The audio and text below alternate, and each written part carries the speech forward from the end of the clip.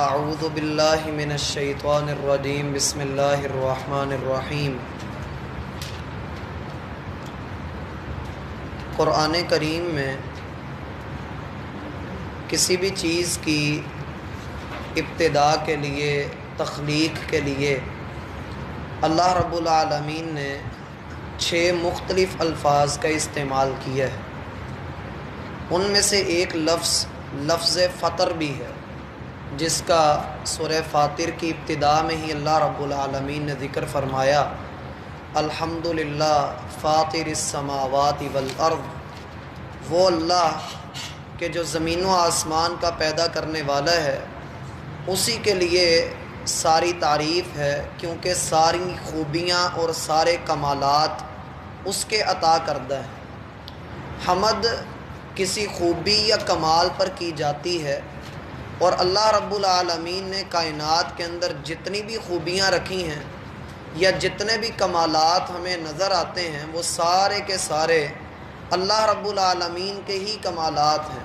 کسی انسان کے پاس کوئی خوبی ہے، کسی چیز کے اندر کوئی تناؤ ہے، کوئی اعتدال ہے، کوئی خوبی ہے، کوئی کمال ہے، تو وہ سارے کا سارا اللہ سبحانہ و تعالیٰ کا عطا کردہ ہے۔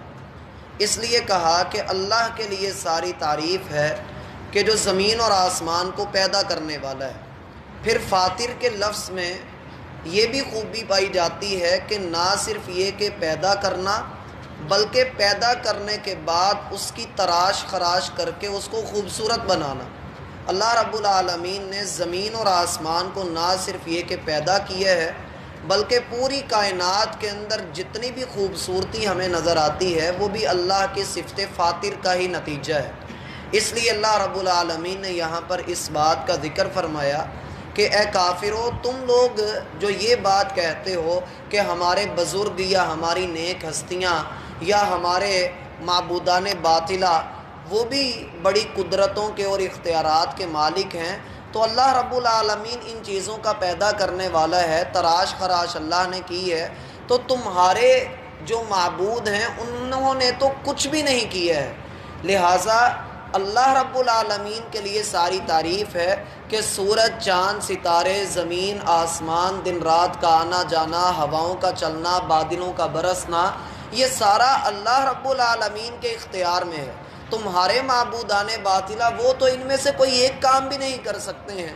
اللہ رب العالمین نے تو کسی کو اتنا اختیار بھی نہیں دیا کہ کائنات کے کسی ایک ذرے کے اندر کوئی تصرف کر کے دکھائے۔ یہ تو اللہ رب العالمین کے تصرفات اور اس کے اختیارات ہیں، لہٰذا اللہ رب العالمین کے ساتھ کسی کو بھی شریک نہ ٹھہرایا جائے۔ اور ہم نے کل اس کے متعلق تفصیل کے ساتھ پڑھا بھی کہ انسان عقیدت میں آ کر اللہ کے ساتھ شرک کر بیٹھتا ہے۔ وہ اپنے اور اللہ کے درمیان ایسے تعلقات جو اللہ رب العالمین نے بنائے ہیں، اب ان تعلقات کو نبھانے کے لیے وہ غلط راستوں کا انتخاب کرتا ہے۔ غلطی انسان تب کرتا ہے جب اپنے اور اللہ رب العالمین کو ایک ہی پلڑے کے اندر رکھ لیتا ہے۔ وہ یہ کہہ لیتا ہے کہ جیسے میری مثال ہے ویسے ہی اللہ کی بھی مثال ہے۔ ایسے مقامات پہ اللہ رب العالمین کی یہ بات یاد رکھنی چاہیے، جسے اللہ نے فرمایا ما قدر اللہ حق قدری، انہوں نے اللہ کی قدر کو پہچانا ہی نہیں، اللہ کے مقام اور مرتبے کو سیکھا ہی نہیں کہ اللہ کا مقام کیا تھا، اور مثالیں اللہ کے لیے اپنے جیسی مثالیں دینے لگ گئے۔ حالانکہ اللہ رب العالمین سبحان ہے، وہ نقائص سے پاک ہے، عیوب سے مبرہ ہے، اسے کسی چیز کی حاجت نہیں ہے، وہ سب کا حاجت روا ہے، وہ سب کا مشکل کشا ہے۔ سارے اپنی مشکل کشائی کے لیے اس کے در پہ آتے ہیں، اپنی حاجت روائی کے لیے اس سے رابطہ کرتے ہیں، اور وہ سب کی جھولیوں کو بھرنے والا ہے۔ کوئی اس کو محتاج نہیں بنا سکتا، کوئی اللہ کو عاجز نہیں کر سکتا۔ اس لیے اللہ رب العالمین نے بڑے واضح انداز میں کہا کہ تمہارا رب جس کے لیے ساری تعریف ہے، اور جو وہ دعویٰ کر رہا ہے کہ الحمدللہ، ایک مسلمان جب یہ دعویٰ کرتا ہے کہ کائنات کے اندر جتنے بھی اچھے کلمات ہیں، جتنی بھی تعریفات ہیں، وہ ساری اللہ کی شان کے لائق ہیں، وہ اللہ کے لیے ہوں گی، تو اس کے لیے دلیل آتی ہے فاطر السماوات والارض، اس لیے کہ زمین اور آسمان جب نہیں تھے تب بھی وہ موجود تھا، اور اس نے اپنے کمال علم اور کمال قدرت سے زمین اور آسمان کو تخلیق کیا۔ نہ صرف یہ کہ تخلیق کیا بلکہ اس کو بنایا اور سنوارا بھی، اور پھر نہ صرف یہ کہ بنا سنوار کر وہ اس سے الگ ہوا، بلکہ سورہ طٰہٰ میں اللہ فرماتے ہیں ربنا الذی اعطی کل شیء خلقہ ثم ہدی، ہمارا رب وہ رب ہے کہ جس نے ہر چیز کو اس کے حصے کی تخلیق عطا کر دی۔ جیسے مچھلی کا جسم ہے تو اللہ نے اس کی ساخت ہی ایسی بنائی جو پانی کے لیے موزوں ہے۔ اللہ نے پرندے بنائے تو ان کے لیے دو پر ایسے بنائے جو ہوا میں اڑنے کے لیے ان کو مدد دیتے ہیں۔ اسی طرح سے انسانوں کو بھی اللہ رب العالمین نے پیدا فرمایا تو ان کی جو ضروریات تھیں اللہ رب العالمین نے وہ ساری کی ساری ان کے ساتھ لگا دی۔ اس لیے کہا کہ ثم ہدا، نہ صرف یہ کہ اللہ نے بنایا بلکہ ان کی ہدایت میں بھی لگا رہا۔ کون ہے جو اس بچے کو سکھاتا ہے؟ کس نے بچے کو پہچان کروائی کہ تیری ماں کا کندھا یہ ہے، تیرے باپ کا کندھا یہ ہے؟ تو اللہ رب العالمین نے ہر چیز کو اس کی ہدایت عطا کر دی۔